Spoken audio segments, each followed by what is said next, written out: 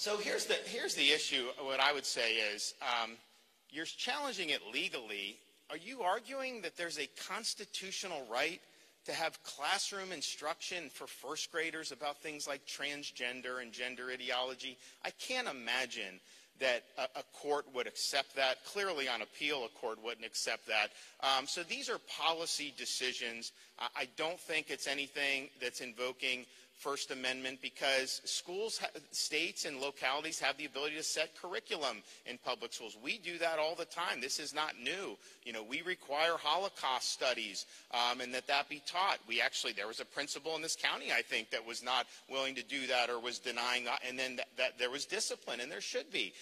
Now, as a First Amendment matter, you can go on the street corner and say whatever you want about those issues, but in terms of when we get in school, you know, we have certain standards and we want to uphold those standards. So I don't think that any of the legal claims have merit, but I am mindful. I mean, you know, there are certain judges, if there's a cause du jour out there, you know, they could potentially stretch the law to try to do that. I don't think that's going to happen in this case, but the bottom line is, you know, we are going to defend this vigorously. I would also note the law doesn't take effect until July 1st. So, you know, I think obviously it's a law that's been shown when people have read the language. You have huge support across the board, regardless of party and regardless of a lot of different things. And I think it's going to be fine. But nevertheless, you can't say that anyone's been injured by it because it has not actually been put into effect. I would also say it's really focusing on what's appropriate for schools to do. It doesn't even regulate student speech. Like someone said, a student can't write an essay.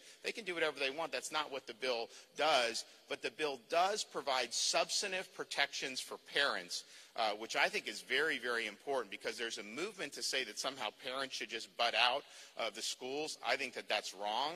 I think it's important that they know what's being taught in schools and also what's being done vis-a-vis their students. I had a constituent from Leon County who was at our press conference when we signed the bill, and her daughter was in school up in Leon County, and some of the people at school decided that her daughter was really a boy and wanted to identify as a boy. So they changed her name, they changed her, quote, pronouns, they did these things without telling the mother, much less getting the mother's consent. And I'm thinking to myself, as a father of three young kids, to send your kid to school and have them take that type of action without your knowledge or consent, that is fundamentally wrong. And I can tell you, us parents, you know, we're united on issues like that. We have a role. We're the primary role to play in the upbringing of these kids. And so I think that, you know, the good thing about having a lawsuit like this is, you know, you can do sloganeering in the media. You know, you can put up, you know, whatever you want in terms of political, even though it's false narratives, you can do that. But when you actually get inside of a courtroom, you know, you're going to have to show what you're talking about. And the fact of the matter is, none of the criticism I've really seen has actually dealt with the substance of the bill. It's more about narrative that's been done to try to really advance more of a political agenda. Look, I think that I understand why the left is doing that. I mean, they're moribund in terms of their enthusiasm with the upcoming election. You know, obviously Biden has had a rough year plus of his presidency. You see that. There's not a lot of enthusiasm for what he's doing. So I think they're trying to find ways to kind of rev up the base a little bit. But the fact of the matter is, you know, that's not going to fly when you get into a courtroom. So we'll be successful on that. You know, all the stuff we've done, you know, we always will get challenged no matter what we do.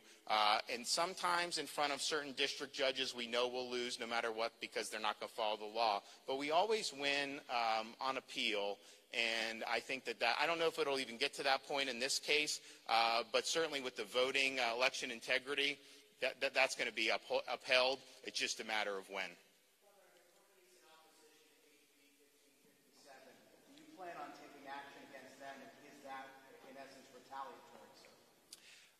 So the issue, someone said, hey, you know, Disney has all these special perks.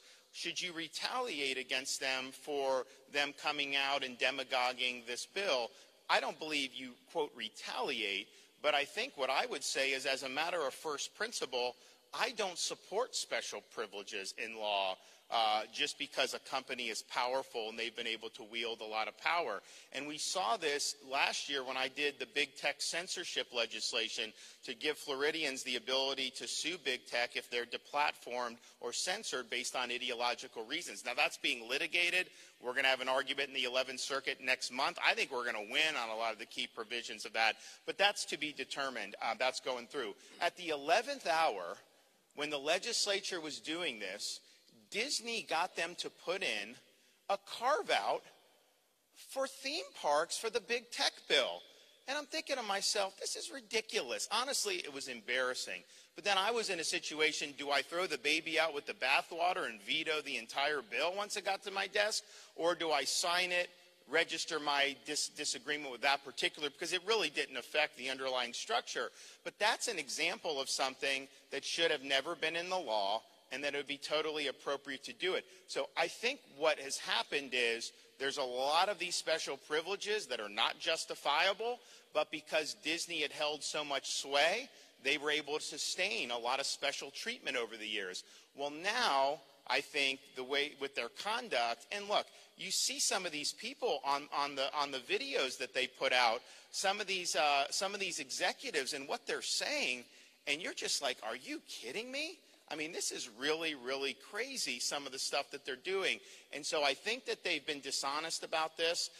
And I think what that's done is, you know, the left is upset at them, and now everyone else is upset at them. And so they've lost a lot of the pull that they used to have. And honestly, I think that's a good thing for our state, because the state should be governed by the best interests of the people. You should not have one organization that is able to dictate policy in all these different realms. And they have done that for many, many years.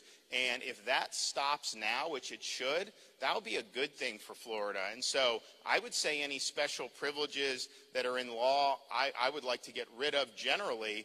But I think in this particular case with Disney, I just don't think you have very many people in the legislature anymore who are going to be able to defend a lot of what has been done over many, many years to really have them almost govern themselves in some of these things. You know, that was probably never appropriate to start, but it's certainly not appropriate now at this point. Okay, guys, thanks so much. It was great to be here.